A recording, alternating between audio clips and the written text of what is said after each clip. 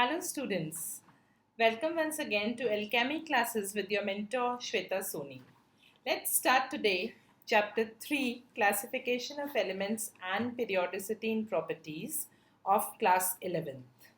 So before starting the chapter, I would like to give you a brief introduction of periodic table and the need of classification. You all have come across this topic periodic table in your class 10th where you have studied about periodic table in brief and about the various periodic properties and their variations in moving across a period and down the group.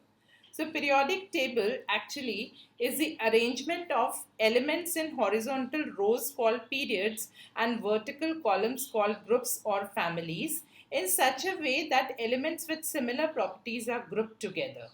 So this periodic table is basically a simplified way to classify the elements in such a manner that the elements with similar properties are present or grouped together. So what was the need of classification? Let us see. The need to classify the elements was to make the study of the properties of the elements more systematic, more convenient and more easy. That is why the elements were classified. Now, let me just brief you about the earlier attempts made for classification of elements. The very first attempt was made by the scientist called Daubernier, and it was known as the Daubernier law of triads. This Daubernier law of triads, according to this, the elements were arranged in groups of 3 in such a manner that the atomic mass of the middle element was found out to be the mean or average of the atomic masses of the extreme 2 elements. The next law was proposed by Octave and was known as Newland's law of octaves. According to this law, the properties of elements reoccurred after every regular intervals in such a manner that the properties of the 8th element was found out similar to that of first. The properties of the 9th element was found out similar to that of second. The next classification was made by the Mendeleev, and that was known as the Mendeleev's periodic table. Mendeleev in 1895 classified the elements in the increasing order of their atomic masses, and he gave his periodic law which stated that the physical and chemical properties of elements are periodic functions of their atomic masses. He classified the elements altogether in 6 periods and 8 groups, which were further subdivided into A and B subgroups. Let us now learn what were the merits of the Mendeleev's periodic table. It simplified and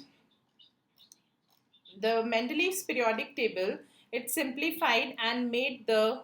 Let us now learn the merits of Mendeleev's periodic table. It simplified and made the study of elements systematic. He left some gaps for the undiscovered elements whose properties were predicted earlier. For example, gallium was called Eka aluminium, germanium was known as Eka silicon.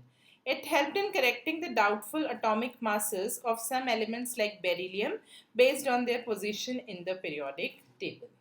The limitations of Mendeleev's periodic table. The position of hydrogen. The Mendeleev periodic table could not justify the position of hydrogen, whether it should be placed in group 1 or group 7. The position is still anomalous. Separation of chemically similar elements. Elements like copper, mercury, gold, platinum, despite of being similar, were placed in separate groups. Dissimilar elements grouped together. For example, chromium and molybdenum, despite of being dissimilar, were present in the same group. Position of isotopes. The isotopes are those which have the same atomic number but different mass number. So, the position of isotopes could not be justified in the periodic table. No distinction between metals and non-metals was there in the Mendeleev's periodic table. It was found that some elements with high atomic mass preceded the elements with lower atomic mass. Example, the element cobalt, atomic mass 58.9, preceded nickel, atomic mass 58.7. So these were the limitations of Mendeleev's periodic table. Now let us move on to the long form of periodic table, which is called modern periodic table, which was basically given by modified by Henry Moseley. Henry Moseley, he modified the periodic table prepared by Mendeleev, and he gave a modern periodic law which stated that the physical and chemical properties of elements are periodic functions of their atomic numbers. The modern periodic table comprises of 7 horizontal rows called periods and 18 vertical columns called groups. Now, if you look at the periodic table, just now we will have a brief description of the periodic table, but let me just tell you that the elements belonging to the periodic table are bifurcated into 4 different blocks.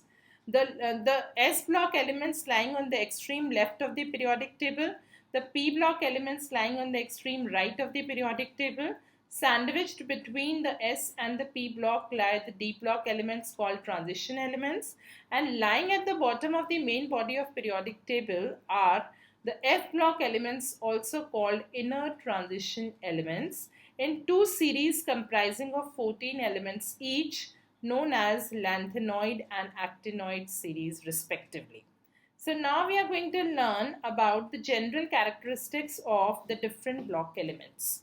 As I said, that S block elements lie on the extreme left of the periodic table, and they comprise of 2 groups. Group number 1, which is known as the group of alkali metals, which has a general electronic configuration of Ns1, and group 2, known as alkaline earth metals, which has the general configuration of Ns2. So S block elements are metallic in nature. That means they have a strong tendency to lose their valence electron, 1 or 2 valence electron which they have, they can readily lose. That means they are metallic in nature. The S block elements are those where the valence electron enters the S subshell. Since the S block elements lie on the extreme left of the periodic table, we can say they are largest in their respective periods. They form ionic compounds because they very readily lose 1 electron to exhibit +1 oxidation state, or they may lose 2 electrons to exhibit +2 oxidation state. That means they can readily convert into cations, and when they combine with anions, they result in the formation of electrovalent or ionic compounds. Since they are largest in their respective periods, we can say they have least value of ionization energy. We will learn what is ionization energy in the topic periodic properties of elements. But you have to remember that ionization energy is inversely proportional to size. Since they are largest in their respective periods, they have least values of ionization energies. They are good conductors of heat and electricity. They are highly reactive, means they have a strong tendency to lose electrons. They impart characteristic colors to the flame. Why do they impart characteristic colors? Because when their electron gets excited to the higher energy level, and when it returns back to the ground level, it emits radiations falling in the visible region of electromagnetic spectrum, due to which they will show characteristic color. For example, lithium shows pink color, potassium shows violet color, sodium shows golden yellow, and so on. They are extremely soft metals. Because of their large size, they form weak metallic bonds. They have low values of melting and boiling point. Let us now learn about the P block elements, which lie on the extreme right of the periodic table. They lie in basically 6 groups, ranging from group number 13 to group number 18, and these are those elements where the valence electron enters the p subshell. They have a general configuration of Ns2 Np1 to 6, and let us talk of the very first family is called boron family because it starts from boron. Boron, aluminium, gallium, indium, thallium are the elements belonging to this boron family, having a configuration of Ns2 Np1. That means 3 electrons in their valence shell. The next one is the carbon family, which is basically in group number 14, has the configuration Ns2Np2, and the first element is carbon. Then following the carbon are silicon, germanium, tin and lead. So this is group number 14, which is carbon family. Group number 15, which is nitrogen family, or else we may call it as pinacogens, have the configuration Ns2Np3, and the elements belonging are nitrogen, phosphorus, arsenic, antimony and bismuth. The next family, group number 16, is the chalcogen family, has the configuration Ns2Np4, that means 6 electrons in the valence shell, starts from oxygen. Elements are oxygen, sulfur, selenium, tellurium, polonium. The group number 17 elements are called the halogens. The family is the halogen family, has the configuration Ns2Np5, and the elements are fluorine, chlorine, bromine, iodine, astatine. The next is the noble gases. Noble gases, this group number 18, are the elements which are inert because of their fully filled configuration. They do not take part in chemical combination and exhibit zero valencies, hence this group is also known as zero group. So the elements are helium, neon, argon, krypton, xenon and radon.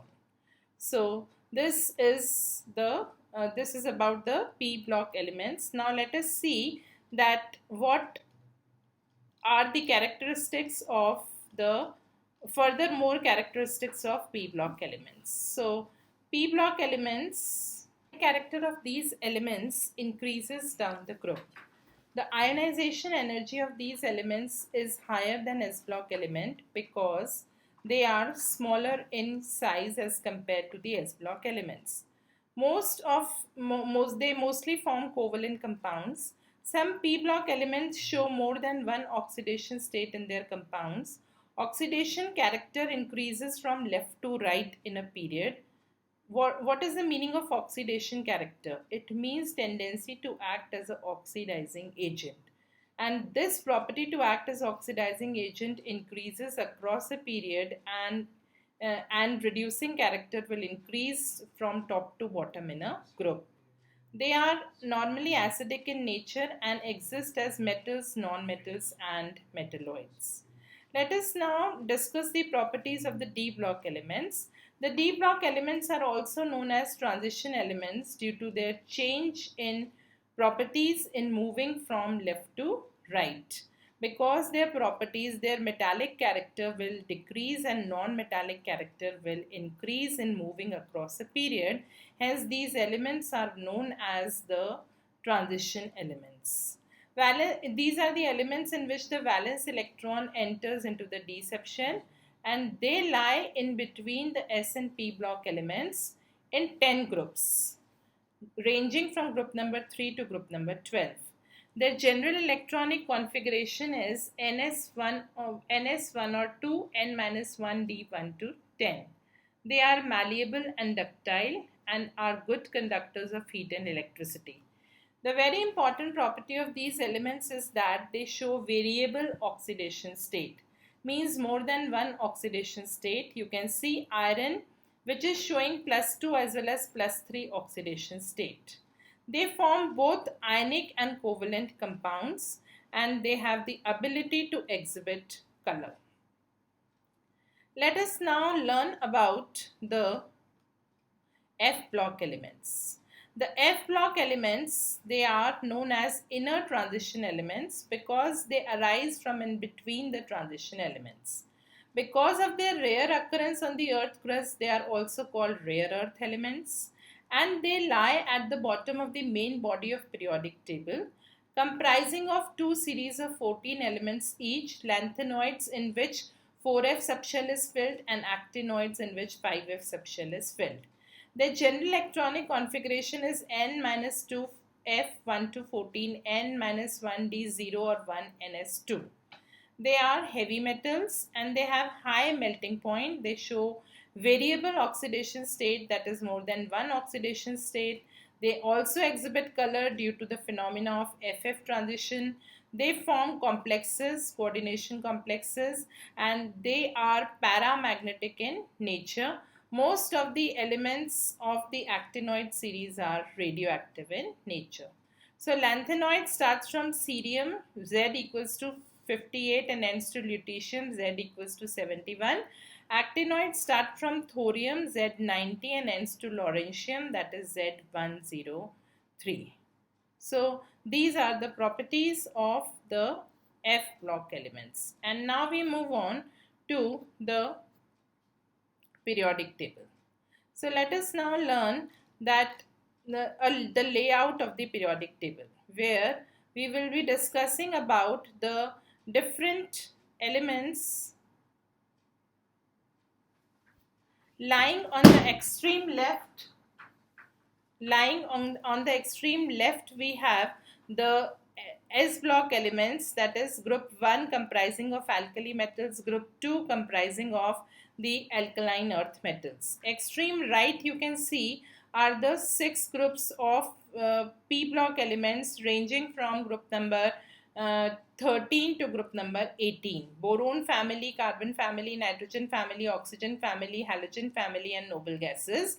And together, remember, the S and the P block elements together are known as representative elements. We call them as representative elements. In between, you can see, ranging from group number 3 to group number 12 are the T block elements called transition elements, present in 4 transition series. That is, the first series belonging to the 4th period, the second one belonging to the 5th period, the third one belonging to the 6th period, and the 7th one belonging to the last or the 7th period. You can see, lying at the bottom of the main body are the F block elements, also called inner transition elements, comprising of 2 series, lanthanoid series starting from cerium ending to lutetium, actinoid series starting from thorium and ending to lawrencium.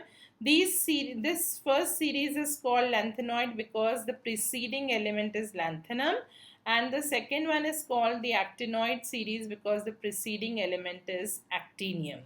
So these are also called inner transition elements. Remember, they are lying in between the transition elements, hence they are known as inner transition elements.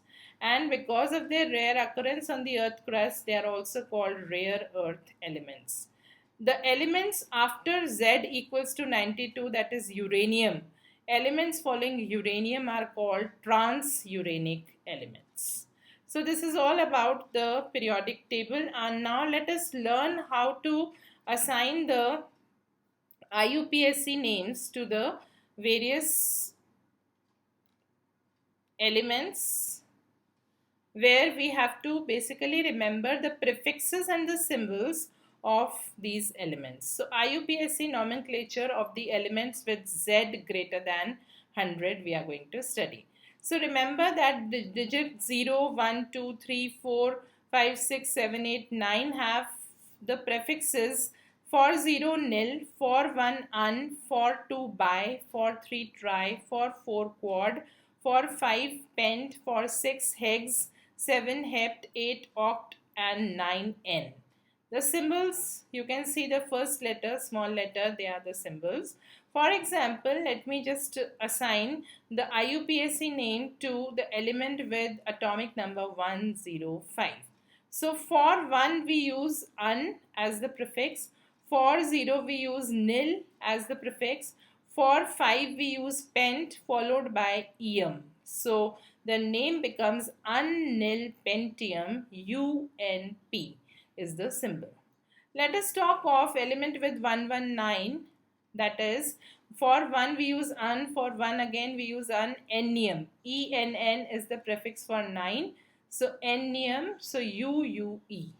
In the same manner, with Z equals to 108, unnil octium, UNO. Why? Because for 101 we use un, for 0 we use nil, and for 8 we use oct. Similarly, for 115 you have to assign the name for 115, 102, 116 and 104. Let me give you an example. For 115, we will use pentium. Rest 3 you have to do. So this is the IUPAC nomenclature of the elements with atomic number greater than 100. You have to learn these prefixes and you have to learn the symbols so that you can write the IUPAC name of the element and also represent its symbol. So this is all for this video lecture. Thanks for watching. Have a nice day.